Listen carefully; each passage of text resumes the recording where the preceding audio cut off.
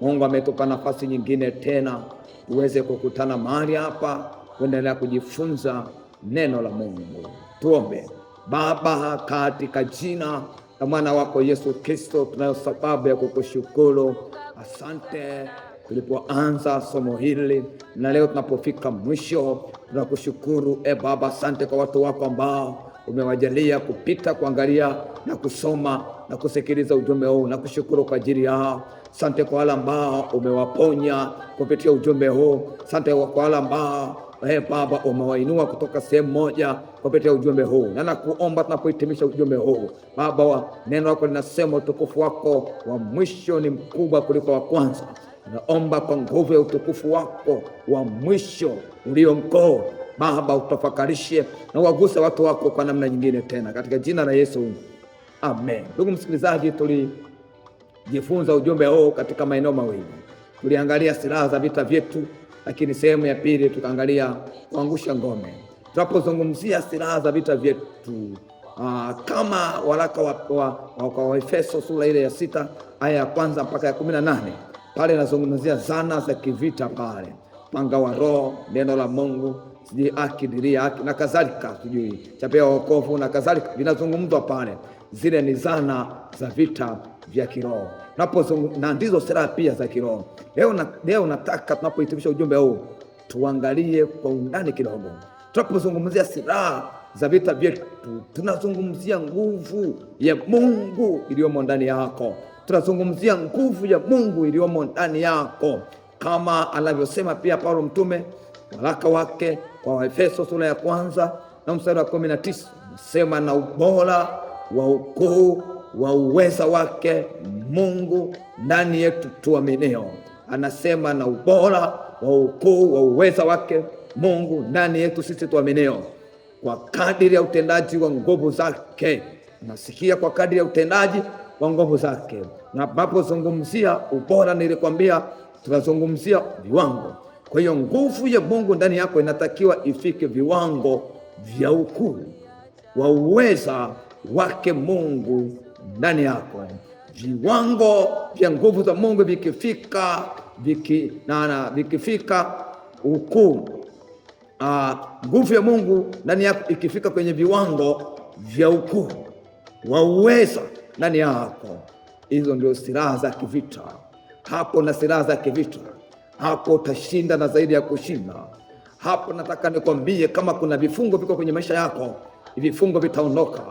Kama kuna watu wamefungwa katika vifungo vya nguvu za giza, wamefungwa vifungo vya magonjwa, wamefungwa vifungo vya uzao wasizae, nataka nikwambie hiyo kadri, hivyo viwango vya ukuu wa uweza wa Mungu ndani yako wewe uaminio, vinaenda kuyeyusha hivyo vifungo, vinaenda kusambaratisha hivyo vifungo. Hivyo viwango vya nguvu za viwango vya uweza wa ukuu wa Mungu vinasambaratisha ngome ya shetani ndani yako, vinasambaratisha kabisa mipango miovu ya shetani ndani yako.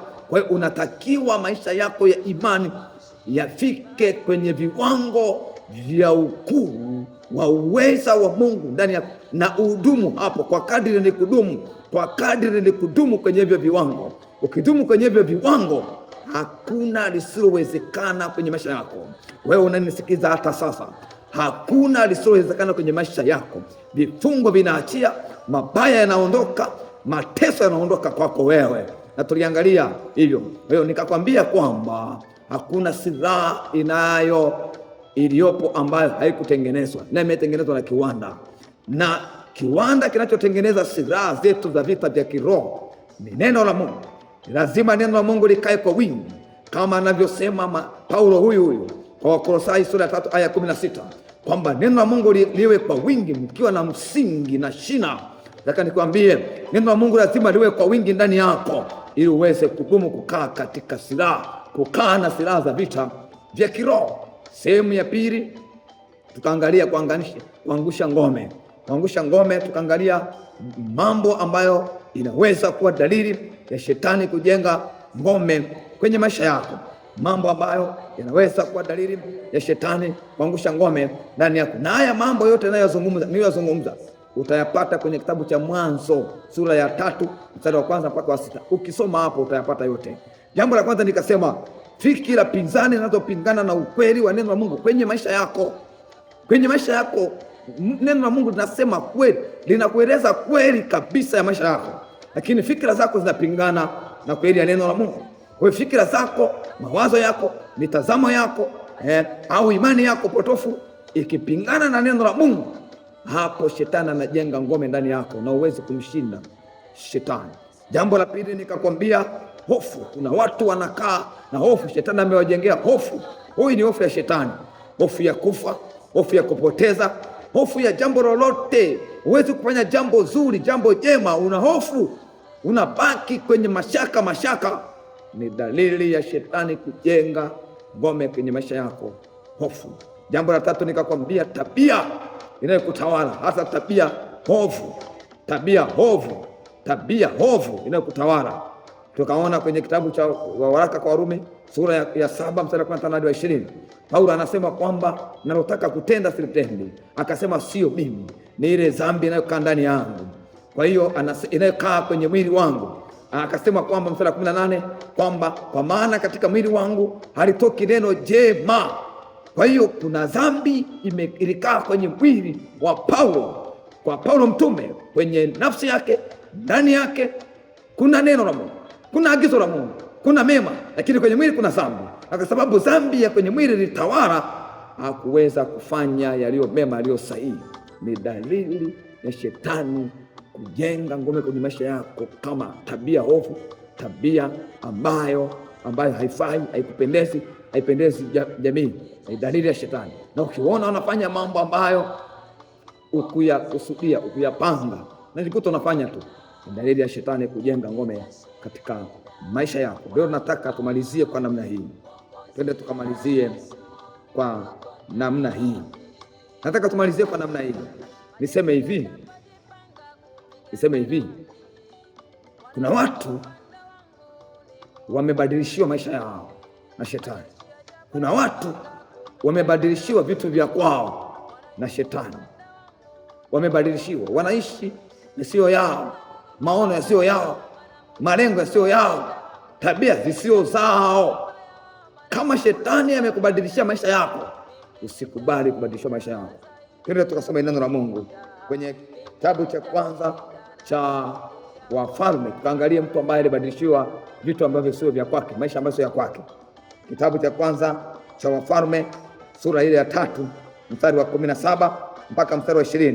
Mstari wa 17, na mwanamke mmoja akasema, Bwana wangu, mimi na mwanamke huyu tunakaa katika nyumba moja, nami nalizaa nilipokuwa pamoja naye nyumbani.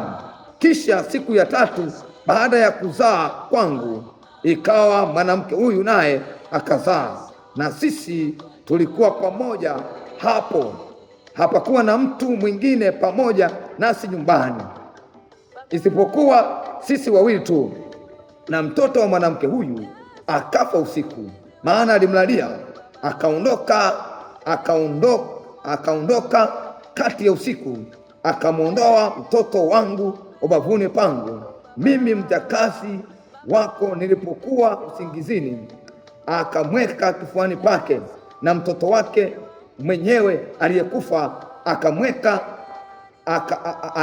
akamweka kifuani pangu. Nilipoondoka asubuhi nimnyonyeshe mtoto wangu, kumbe amekufa. Hata asubuhi nilipotazama sana, kumbe siye mtoto wangu niliyezaa. Na nataka niseme kwamba usikubali kubadilishiwa maisha sio ya kwako, vitu sio vya kwako. Huyu mwanamke pamoja kwamba alilala usingizi, lakini alipoamka akatazama sana. Alipotazama sana akukubali. Kuna watu wanaishi maisha sio ya kwao. Shetani amekubadilishia maisha yako. Shetani amekubadilishia tabia yako. Shetani amekubadilishia kibali chako. Shetani amekubadilishia maono ya kwako. Unaishi vitu ambavyo sio vya kwako. Unaishi tabia ambayo sio ya kwako. Ulikuwa na tabia njema, sasa una tabia mbaya kwenye familia yako, kwenye nyumba yako, kwa baba yako, kwa mama yako, kazini kwako. Umekuwa na tabia za hovyo. Hiyo shetani amekubadilishia, na kwa sababu amekubadilishia, Mimi nataka niseme na wewe ya kwamba pamoja kwamba wamekubadilishia maisha yako, iwe ni mizimu, wawe ni wachawi, wawe ni waganga, wamekubadilishia. Kuna watu wamebadilishiwa mpaka nafasi zao kazini. Kuna watu wamebadilishiwa mpaka uzao. Anatakiwa azae, lakini anaonekana kama mwanamke asiyozaa. Wamewekewa magonjwa. Nataka nikwambie, pamoja kwamba wamefanya hivyo kwako, shetani amefanya hivyo kwako. Yule mwanamke alivyoamka asubuhi alisema, nikatazama sana. Kutazama sana ni kuamka, ni kusimama. Simama leo, katae. Yule mwanamke alikataa kabisa kuchukua mtoto ambaye sio wa kwake, ambaye amekufa. Ni kazi ya shetani kukuletea vitu ambavyo vimekufa, kukuletea vitu vibaya. Anakunyang'anya vitu vyema, anakuletea vitu vibaya. Anakunyang'anya maono yako mazuri, anakuletea maono mabaya kwako ili ushindwe. Usikubali. Nataka nikwambie usikubali. Kama wewe unanisikiliza, wewe ni mmoja wapo watu ambao wamebadilishwa maisha yao. Kuna watu nafsi yako imebadilishwa, imefungwa, imefichwa. Usikubali. Usikubali. Nasikiliza nikwambie, inawezekana kabisa chanzo cha kubadilishiwa maisha ya kwako, vitu vya kwako, ulilala. Ulipoacha kuomba, ulipoacha kumtafuta Mungu, ulipoacha kusoma neno la Mungu, ulipoacha kudumu kulifuata neno la Mungu, shetani akakubadilishia maisha yako. Leo nakwambia usikubali kubadilishwa maisha yako. Yesu yupo wa msalaba, yupo Yesu mwenye huruma. Sikiliza nikwambie, kwenye Injili ya Mathayo sura 13, kasome kwa wakati wako, utakutana hizo habari ya kwamba inazungumzia kwa watu walipolala usingizi, adui akapanda magugu katikati yao. Hata kama ni wewe umekupandia magugu wewe kwenye ngano yako, leo tunasimama kwa jina la Yesu, tung'oe kabisa hicho ambacho kimepandwa ndani yako, ili uweze kushinda vita vya kiroho, ili Yesu aweze kukurejeshea furaha ya maisha yako, furaha ya kazi yako, furaha ya ndoa yako. Upo kwenye ndoa, wewe baba, wewe mama, una furaha, shetani amebadilisha, amekuleta mabaya. Tunataka tusimame na Yesu. Yesu akurejeshe furaha yako, Yesu akurejeshe maono yako ambayo yameibiwa, Yesu akurejeshe. Anasema kuna tumaini kwenye mti, hata kama ukikota na chipuka, hata kama imekuharibia, inawezekana leo kusimama tena. Leo inawezekana.